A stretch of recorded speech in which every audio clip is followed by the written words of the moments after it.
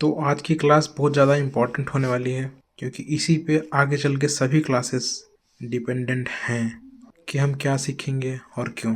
तो आज की क्लास में हम क्या सीखेंगे और क्यों, ये जानना बहुत ही ज़रूरी है।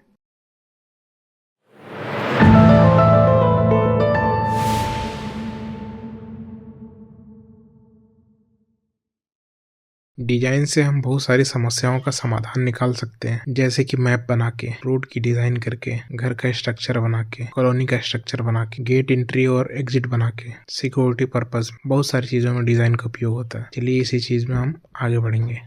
डिजाइन में लाइन की रचनाओं का ही सब खेल है। यह रचनाएं कैसे होती हैं और संरचनाएं कैसे बनाई जाती हैं और उसका मेजरमेंट कैसे होता है और मेजरमेंट क्या होता है, मेजरमेंट का मतलब क्या होता है, मेजरमेंट का मतलब मापन होता है और मापन कैसे किया जाता है, चलो हम जानते हैं।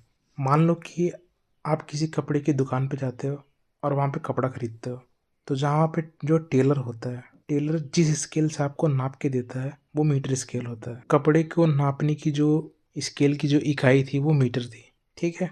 वैसे ही हम किसी डेयरी की दुकान पे जाते हैं, दूध की डेयरी की दुकान पे जाते हैं, तो वहाँ से हम 1 लीटर दूध लेते हैं, तो जिस पैमाने से वो नाप के देता है, तो वो किसी लिक्विड को नापने की जो इकाई है वो लीटर में होती है। वैसे ही किसी हम किराने की दुकान पे जाते हैं सेम, तो हम जो भी सामान खरीदते हैं, जैसे शक्कर हो गया, गुड़ हो गया, बादाम हो गया, अखरोट हो गया, तो वो जिस बाट को रख के नापता है, ठीक है, तो उस वेट को नापने का जो इकाई होता है उसको कहते हैं किलोग्राम। अब यहाँ तीनों जगह पर मापने में जो संख्याओं का बहुत बड़ा योगदान है। अब यहाँ तीनों जगह पर संख्याओं को जिस संकेतों द्वारा व्यक्त करते हैं उसे संख्यांक कहते हैं।